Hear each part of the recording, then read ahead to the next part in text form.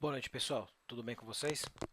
É, esse vídeo eu vou mostrar para vocês como remover de maneira simples e passo a passo um arquivo LDF adicional que você tenha criado em qualquer banco de dados de usuário. A princípio você pode estar se perguntando, bom, para que isso vai ser útil para mim, né? Primeiro, a gente pega muito ambiente legado, a gente pega ambiente que não é nosso e que alguém achou que por alguma boa prática era legal criar mais do que um arquivo de log para um banco de dados. A gente sabe que não é assim que o SQL Server trabalha direito. Diferente dos MDFs, NDFs, diferente dos arquivos de dados, o arquivo de log de transações do SQL Server é escrito de maneira serial. Pura e simplesmente serial. Se você tiver algum problema nele, via de regra você tem problema no seu disco, certo? Então você tem que mexer no throughput do disco ou isolar ele, tá? Por que alguém criou um outro arquivo de log de transações, então? Ah, porque ele estava passando por um perrengue danado e precisava, o disco dele estava enchendo, ele precisava manter o banco de dados funcionando. Então foi criado um outro LDF, um outro arquivo de log de transações, e o banco de dados continuou respondendo normalmente, porque ele pôde continuar as suas transações no outro arquivo, pôde continuar escrevendo suas transações no outro arquivo de log. Ele faz isso de maneira sequencial, certo? Depois que passou o sufoco do problema, a gente pode ir lá e limpar esse arquivo de log adicional. Eu já peguei ambientes onde você tinha um banco de dados e 5 arquivos de log. Não faz sentido nenhum. Se algum engenheiro da Microsoft vir isso, vai achar um absurdo. Enfim, mas isso acontece, né? O SQL Server está aí para ser usado e isso funciona. Enfim, ninguém está falando que não funciona, né? Mas a boa prática diz que você tem que deixar o seu arquivo de log isolado em um disco dedicado para isso. Um ou mais arquivos de log de vários bancos separados, certo? O que eu quero dizer com isso? A boa prática diz: separe seus arquivos de log em um disco, preferencialmente em um RAID group separado dos seus arquivos de dados, porque o padrão de escrita é diferente, é muita escrita sequencial. Teus arquivos de dados vão sofrer muita leitura, então você não concorre com I/O, você não sofre penalização com I/O, certo? Mas como a escrita no log é única e exclusivamente sequencial, você não precisa ter mais do que um arquivo de log por banco de dados, certo? Aliás, a boa prática da Microsoft mostra isso, fala isso. Você não tem um post no blog no SQL Skills do Paul Randall que ele fala justamente isso. Não tenha mais do que um arquivo de log de transações.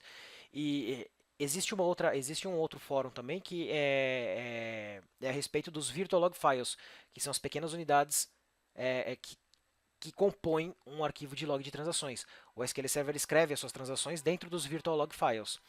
E o número de virtual log files pode variar, dependendo de uma série de mecanismos e algoritmos internos do SQL Server. Eu vou fazer uma explicação sobre isso também mais para frente. O foco desse vídeo aqui é eliminar os arquivos adicionais que você criou no SQL Server de log, tá? Antes que perguntem, não tem como eu apagar o arquivo que tem o file ID 2, que é o primeiro arquivo de logs do banco de dados. Você pode já no momento de criação do banco de dados pedir para ele criar 3 arquivos de log. Você pode apagar o ID 3, o ID 4, 5 que seja, qualquer um que seja, menos o log de transações file ID 2. Tá? Você não consegue apagar ele de maneira nenhuma. Você consegue mover ele de lugar, você não consegue apagar ele. Ok? E para mover ele você precisa colocar teu banco de dados em offline. Tá, ok? Vamos lá então. Eu vou aqui criar um banco de dados, nosso banco de dados de teste, certo? Teste LDF. Estou chamando ele de teste LDF, tá? Notem aqui, eu tenho um arquivo de log e um arquivo de dados, beleza? Fica até estranho colocar LDF data, mas é isso aqui mesmo, tá? Log, perfeito. Aqui eu vou colocar o fator de crescimento megabytes, deixar ele ilimitado, tá? Eu vou colocar aqui onde que eu vou criar esses caras aqui.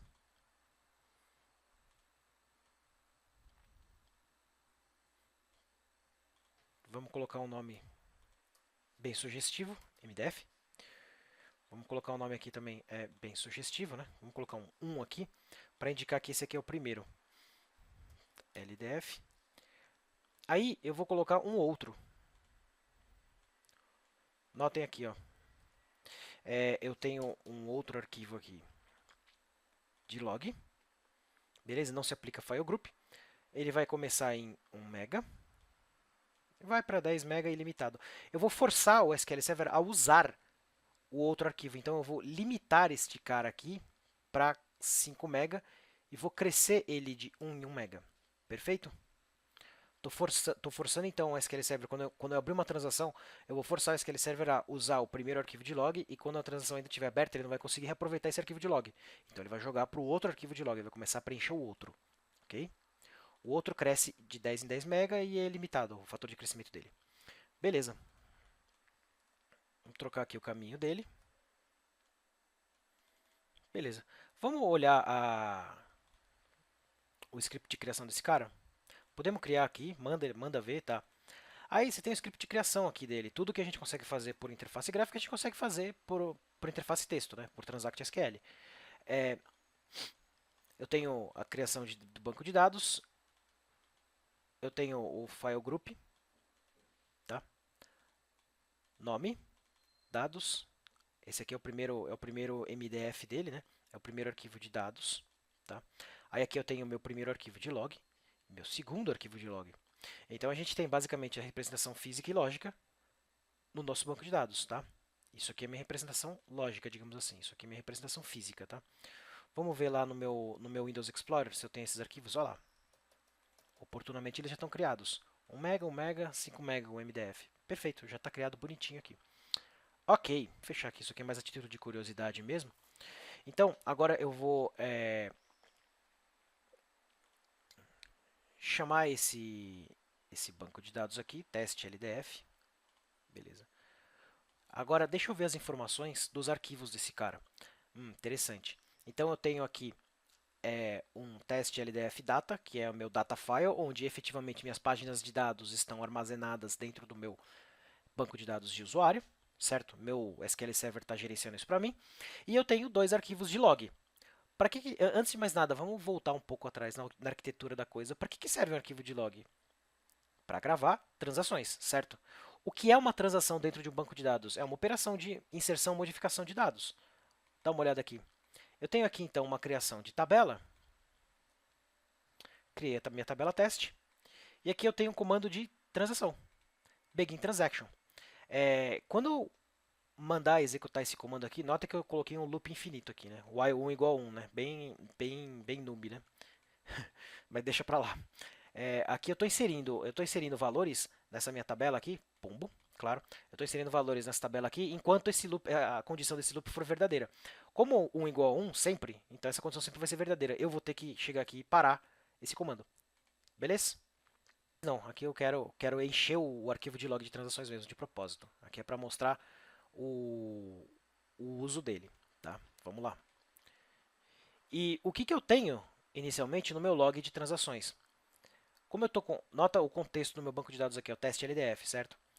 Eu vou executar esse comando aqui, log info, para mostrar para mim qual que é o estado do meu log de transações. Então, lembram do VLF que eu comentei com vocês, o Virtual Log File? Eu tenho aqui pequenas unidades de armazenamento que são os meus Virtual Log Files. Isso aqui é um Virtual Log File. Isso aqui é um Virtual Log File. Isso aqui é um Virtual Log File. Por aí vai. Todos esses Virtual Log Files fazem parte deste arquivo de log. E os outros Virtual Log Files fazem parte deste arquivo de log, certo?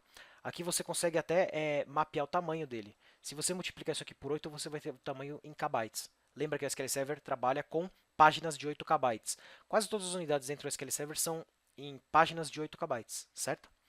Vamos lá. Offset aqui é deslocamento, tá? Onde que tá iniciando esse Virtual Log File. Perfeito? Status, o que é importante para a gente aqui? Status. O que quer dizer status 2? Quer dizer que o SQL Server não pode se desfazer em hipótese nenhuma desse Virtual Log File. Ele precisa disso aqui, ele precisa desse cara aqui para recuperar seu banco de dados, caso aconteça alguma coisa, certo? Esse status aqui 0, pro SQL Server não interessa. Ele pode simplesmente truncar esse espaço aqui, pode devolver esse espaço para o sistema operacional. De alguma forma está garantido para o SQL Server que os dados que estão aqui dentro podem ser descartados. Perfeito? O que a gente vai ver aqui? O que a gente espera ver aqui, então? Status 2 é um virtual log file que está em uso, então, digamos assim, né? O que a gente espera ver aqui, então? Vamos encher esse primeiro arquivo de log, de transações, esse cara aqui. A gente vai encher esse cara aqui e depois o SQL Server vai passar para esse cara aqui automaticamente, certo? A gente pretende ver status 2 aqui, certo? No 2 e alguns status 2 aqui. E eu vou mostrar para vocês aí como que a gente remove esse cara aqui. Beleza? Vamos lá. Vamos ver se tem alguma transação em aberta nesse banco de dados especificamente. OpenTran. Não tenho nenhuma transação em aberta, certo? Então tá, vamos começar uma transação aqui, né? Pessoal, então aqui eu comecei a executar a transação que popula a minha tabela teste, tá? Deixa ela executando um pouquinho aqui, eu já vou cancelar ela, ok? Perfeito, cancelei ela. Nota que eu não dei nenhum commit, nenhum rollback, tá? Eu não falei para SQL Server assim, desfaça essa transação ou persista essa transação em disco. Tá? Vamos ver o estado dela. Então, eu tenho nessa minha sessão uma transação efetivamente aberta. Tá? Estado 1 no Sext State. Beleza. OpenTran. Ah, eu tenho então uma transação em aberto aqui nesse cara. Transação de usuário. Meu LSN é esse cara aqui, log sequence number. Lembram dele? Qual que foi o início? Faz um minuto, né? Qual que foi o tempo, o horário de início desse cara aqui? Um minuto, basicamente. Vamos ver como é que está o estado do meu log de transações. Ah, legal. Dei uma olhada aqui então. Ó. O SQL Server deve ter preenchido o 2, né? O file ID 2, ele foi criando, crescendo ele e preenchendo. Até o momento que ele nem precisou mais do 2. E, eventualmente, ele cresceu o 2, chegou no seu limite, aí ele pulou para o 3, para o arquivo 3, ó, continuou crescendo. Beleza. Agora, o que a gente consegue deduzir daqui? Opa. Eu consigo deduzir daqui que o meu log de transações, de ID 3 está sendo usado, certo? Pelos dois aqui. Ele está sendo usado. Maravilha. Qual é o meu file ID 3? Esse cara aqui, ó. O log 2. Beleza.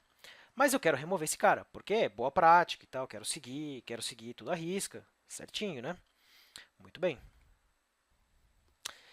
Então, o que aconteceu aqui? Eu tentei remover esse cara. Eu não quero mais esse arquivo de log, né? Não me interessa mais. Ele não me interessa mais.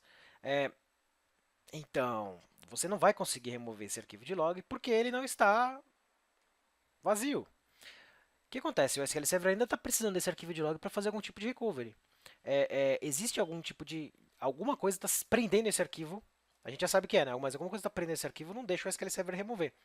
Não vai você tentar parar o SQL Server e ir lá e arrancar o arquivo e depois subir o SQL Server. Vai subir a base suspect. Não precisa fazer isso. Tá? Vamos ver de novo esse arquivo de log. Tá, então a gente consegue já deduzir por aqui que a gente tem transação ativa aqui, certo? Ou algo está segurando esse cara, não necessariamente uma transação. Eu tenho uma outra consulta bem interessante. A partir do SQL Server 2008, eu consigo ver por que eu não consigo reutilizar ou truncar um arquivo de log. Esse campinho aqui dessa tabela da tabela sysdatabases, da view sysdatabases, me traz o porquê que eu não consigo mexer nesse cara, porque eu não consigo truncar esse arquivo de log. Tá? Então a gente tem aqui o banco de dados teste LDF, e o que está segurando ele? Active Transaction. O que o SQL Server está falando para mim? Eu tenho uma transação ativa e eu não posso simplesmente arrancar esse arquivo daí.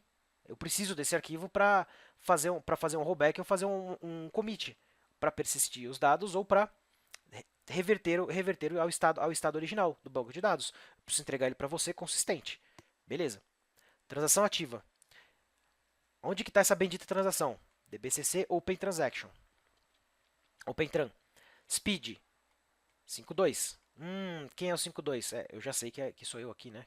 Eu já deixei aberto aqui, claro. Então, sou eu aqui. Eu vou chegar nessa minha janela aqui e vou... Commit. Maravilha. Beleza? Então vamos lá, volto no meu OpenTran. Não tem mais transação em aberto.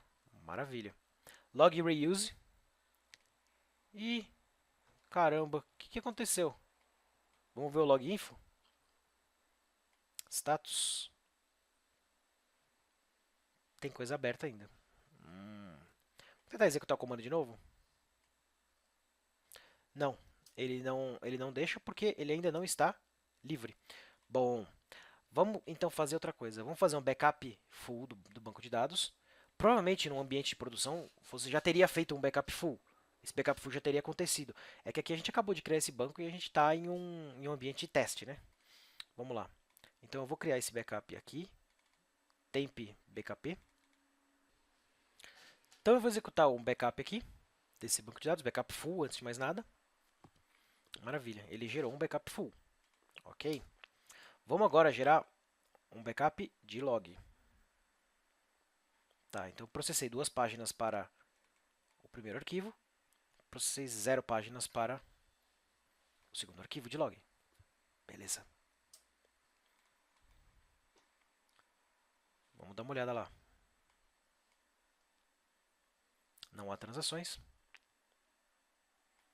Olha o status. Olhem o status do meu arquivo agora. O que aconteceu? Quando a transação, mesmo quando a transação não estava mais ativa, o status ainda estava 2. Por quê? Porque o SQL Server precisa dessa informação para recuperar seu banco de dados caso aconteça um crash, certo? Então essa transação precisa estar íntegra dentro do log de transações, não do MDF e NDF, tá? O que eu falei para o SQL Server agora? SQL Server, fique tranquilo. Aqui, com esse comando aqui, com esse primeiro comando aqui. SQL Server, fique tranquilo. Eu estou garantindo que eu tenho uma cópia das minhas transações nesse arquivinho pombo1.trn. Eu estou falando para o SQL Server isso. Então eu estou garantindo para o SQL Server que eu tenho como falar para ele como recuperar meu banco de dados. Eu já estou guardando isso em um lugar seguro. Então o SQL Server vai falar, ok, então eu não preciso mais dessa porção de log. Aí ele marca para mim o status desse VLF, desse Virtual Log File para 0. Um deles vai sempre estar sendo utilizado, tá? Olha o 2 aqui, por exemplo. Esse 2 aqui está no file ID 2. Esse cara eu não vou conseguir mexer mesmo, não vou conseguir matar esse arquivo. Agora, vamos dar uma olhada lá no disco. Eu tenho esses arquivos de backup e eu tenho esses caras aqui, certo? Que são meus arquivos físicos de log e de dados. Maravilha. Vamos tentar remover agora o arquivo? Olha, consegui remover. E ele apaga do SO? Apaga. Cuidado com o comando, ele apaga mesmo. Maravilha. Só que agora eu tenho uma base de dados que está dentro das melhores práticas, certo? Ele está só com um arquivo de log de transações, que é o que precisa. Olha aqui. Perfeito? Beleza, pessoal? Então, assim, vocês vão encontrar a grande maioria dos posts na internet fala para você fazer o seguinte. Ao invés de fazer o backup de log para limpar, digamos assim, o arquivo de log, fala para você simplesmente fazer o alter database set recovery simple. Dessa maneira ele vai truncar o log de transações. Você consegue fazer o procedimento que você quer fazer, e aí depois você volta. Eu não sei se aí todos os blogs falam isso, mas você volta esse cara para recovery full, certo? E aí sim você tira um backup full, tá? Para você conseguir garantir a recuperabilidade da sua base de dados, tá? Eu particularmente não gosto muito dessa abordagem mais. Ela foi isso aqui era uma discussão antiga desde o SQL Server 2000 e você trocou para simple, fez o teu procedimento de remoção lá de arquivo, limpou ele bonitinho, troca para full e faz um backup full da base. Tá ok? Se você seguir esses passos aqui, você não vai ter erro. Tá? O que a grande maioria dos posts fala é seta para simple e beleza, deixa assim. Cuidado, você perde algumas possibilidades de recuperação. Eu falo sobre isso em estratégias de backup, tá? Cuidado com isso. Eu prefiro essa abordagem aqui, que não mexe no modelo de recuperação da base de dados, tá? Só que garanta que você tem como recuperar isso aqui. Você está levando isso aqui para um lugar seguro, tá? Então, se acontecer alguma coisa com o seu banco de dados, você tem esses arquivos aqui para recuperar ele. Melhor ainda, se você quiser, depois de fazer tudo isso, você ainda pode fazer um backup full da base. Se não for muito grande, se você tiver espaço, enfim, e tempo e janela para tudo isso, faz um backup full da base, tá? A partir de 2008 ainda tem o compression, fica melhor ainda, fica mais fácil ainda de fazer isso, tá? Pessoal, era isso que eu queria mostrar para vocês no vídeo de hoje. Obrigado pela paciência de vocês. Muito esclarecível para todo mundo aí. Uma boa semana a todos. É isso, abraço.